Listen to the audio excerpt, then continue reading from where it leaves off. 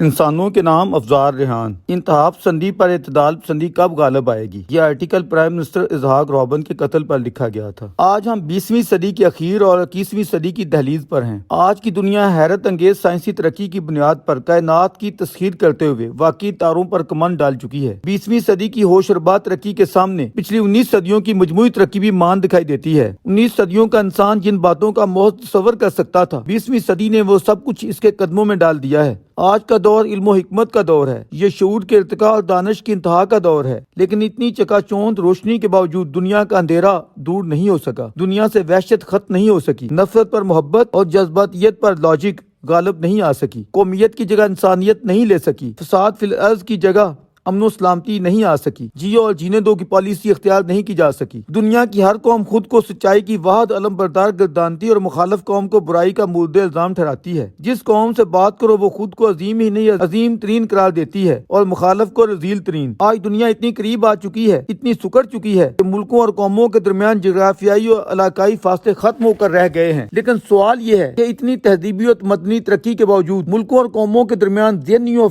فکری فاصلے کیوں نہیں سمٹ سکے؟ اپنی برتری اور دوسروں کی بدتری کے تصورات کیوں ختم نہیں ہو سکے؟ رنگ و نسل، زبان و مکان اور دین و مذہب کی محبت آگے بڑھ کر انسانوں سے محبت تک کیوں نہیں جا سکی؟ ہم بلا تحقیق کائنات کی ہر چیز میں ارتقاء کو جانتے اور مانتے ہیں، اس کی اہمیت پر بولتے نہیں تھکتے، لیکن ہماری محبتوں میں ارتقاء کیوں نہیں آ سکا؟ ہماری محبتوں کا بحر بے کراں کسی نہ کسی مقدس چٹان کے سامنے تھم جاتا ہے، کیونکہ ہماری مذہبیت اس سلسلے میں جمود کا شکار ہے۔ ہمارے مشاہدے میں اس کی وجہ ہر قوم کے انتہا پسند ہیں، جو اپنی قومی بقا کے نعرے لگا کر انسانیت کی راہ روکے کھڑے ہیں۔ ان کی اندھی نسل پرستی اور قوم پرستی افاقیت تک جانے نہیں دے رہی۔ ان انتہا پسندوں کے بالواسطہ یا بلا واسطہ دباؤ کی وجہ سے کسی قوم کے اعتدال پسندوں کو یہ جرت نہیں ہوتی کہ اپنی قوم کے اقوام دیگر سے ذہنی فاصلے مٹا سکیں اور اس کے ثمرات محبت، امن اور سلامتی کی صورت میں دنیا کو دکھا سکیں۔ جن جلیل القدر اور تاریخ ساز ہستیوں نے ایسی جرت کی ہے، ان کی اپنی ہی قوم کے انتہا پسندوں نے ایسی جرت کو حقارت سے دیکھا، اور یہ حقارت اکثر اتنی شدید رہی کہ ایسی شخصیت کا وجود اپنی قوم سے کیا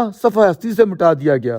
گاندھی جی کا جرم کیا تھا جو انہیں اپنی ہی قوم کے ایک انتہا پسند نے قتل کر ڈالا؟ حالانکہ انہوں نے آزادی کی جنگ لڑی تھی، عدم تشدد کا فلسفہ دیا تھا، ہندوستان کو متحد رکھنے کی کاوش کی تھی۔ وہ ہندوستان کو کیوں متحد نہ رکھ سکے، یہ ایک الگ کہانی ہے۔ اگر وہ اپنی قوم کے حق میں کوئی غلطی کرتے بھی دکھتے تھے تو اس کا حل مکالمہ تھا، نہ کہ گولی۔ ماں بعد وزیر اعظم ہند شریمتی اندرا گاندھی اور ان کے ہونہار بیٹے وزیر اعظم راجیو گاندھی کو جس بے دردی سے قتل کیا گیا، یہ بھی شدت پسندی اور دہشت گردی کی بدترین مثالیں تھیں۔ اسی طرح دنیا کے عظیم ترین انسان امریکی صدر ابراہیم لنکن کو جس بے دردی سے قتل کیا گیا، پوری انسانیت اس دکھ کو کبھی نہیں بھول سکتی۔ وہ محض امریکہ ہی نہیں، اقوام عالم بلکہ پوری انسانیت کے محسن تھے، جنہوں نے محض خالی کھولی باتیں نہیں کی، بالفعل دنیا سے انسانی غلامی کا خاتمہ کیا، ورنہ صدیوں سے انسانی خرید و فروخت کا یہ دھندا مختلف مکروہ توجیہات کے ساتھ انسانیت کا کلنک بنے جاری و ساری تھا۔ اس طرح پریزیڈنٹ کینیڈی کا جرم کیا تھا جو انہیں اپنی قوم کے ایک فرد نے گولیوں کا نشانہ بنا ڈالا؟ صدر انور سادات کے ساتھ کیا ہوا؟ اگر ان کا امن معاہدہ عرب یا مسلم مفاد کے خلاف تھا تو آج تمام عرب دنیا بشمول PLO اس طرح کے معاہدے کیوں کر رہے ہیں؟ اب وہ وقت بھی آنا جب OIC نے اسرائیل کو تسلیم کر لینا ہے، لیکن صدر انور سادات کو مسلمان انتہا پسندوں نے بے دردی سے قتل کر دیا، جو اپنی مصری قوم کا محسن تھا اور امن پسند دنیا کے ماتھے کا جھومر تھا۔ اور پھر اسرائیل کے نوبل انعام یافتہ مقبول وزیر اعظم جناب اسحاق رابن کی مثال ہمارے سامنے ہے، جنہیں ان کی 73 سالہ زندگی کے تلخ و شیریں تجربات نے بہت کچھ سکھلا دیا تھا۔ انہوں نے بحثیت جرنیل جنگیں لڑ کر بھی دیکھ لیا اور بطور ڈپلومیسی چلا کر بھی دہشت گردی کے رد عمل میں نہ ختم ہونے والی دہشت گردی بھی دیکھ لی، اور نفرت کے بالمقابل ملنے والی نفرت کو بھی بالآخر خود وقت ان کا سب سے بڑا استاد ثابت ہوا۔ امریکی قیادت کے ساتھ مل کر انہوں نے اپنی قوم کو وہ راہ دکھائی جو امن و سلامتی کی راہ تھی۔ وہ اس راز کو پا چکے تھے کہ اعتدال کی راہ پر چلنے میں نہ صرف ان کے ہمسایوں کی فلاح ہے بلکہ ان کی اپنی یہودی قوم کی بھی بقا ہے۔ اس طرز عمل سے انہیں اور ان کے ملک کو جہاں عالمی سطح پر عزت ملی، وہاں اندرونی طور پر انہیں اپنی قوم کے انتہا پسندوں کی سخت مخالفت کا بھی سامنا کرنا پڑا۔ بالآخر ان کے اپنے مذہبی انتہا پسند نے انہیں قتل کر ڈالا۔ کسی بھی قوم کے انتہا پسندوں کو یہ بات سمجھ لینی چاہیے کہ جس طرح افراد اپنے وقت، تجربات اور ماضی سے بہت کچھ سیکھتے ہیں، اسی طرح اقوام بھی اپنے گزرے ہوئے ماہ و سال کے واقعات سے بہت کچھ سیکھ سکتی ہیں۔ جنگیں مسائل کا حل نہیں، باعث ہیں۔ دہشت گردی، نفرت اور تشدد اگر وقتی طور پر کامیابی دلاتے نظر بھی آتے ہیں تو مت بھولیے کہ ان کے جلوں میں زیادہ مہلک جرائم اور بربادی بھی چھپی دکھائی دے رہی ہوتی ہے۔ اس کے نتائج بقائے جانے والی نسلوں کو بھگتنے پڑتے ہیں۔ اس لیے تلخ تجربات کے بعد وزیر اعظم اسحاق رابن نے کہا تھا، ہم امن کے ذریعے اپنی آنے والی نسلوں کو تباہی سے بچانا چاہتے ہیں۔ آج دنیا کو امن کی ضرورت ہے۔ ہم مڈل ایسٹ میں بہنے والے خون اور آنسوؤں کی جگہ دودھ اور شہد لانا چاہتے ہیں۔ دنیا سے انتہا پسندی اور دہشت گردی ختم کرنے کی بڑی ذمہ داری دنیا کی واحد سپر پاور امریکہ پر بھی عائد ہوتی ہے۔ جو جتنا بڑا ہوتا ہے اس کی ذمہ داریاں بھی اتنی ہی بڑی ہوتی ہیں۔ انتہا پسندی کی بڑی وجہ حکمت و دانش اور رواداری کے فقدان کے ساتھ ساتھ ناانصافی اور حق تلفی بھی ہے۔ جہاں جہاں کسی قوم کی حق تلفی ہو رہی ہے وہاں مظلوم اقوام کو ان کے حقوق دے دیجیے۔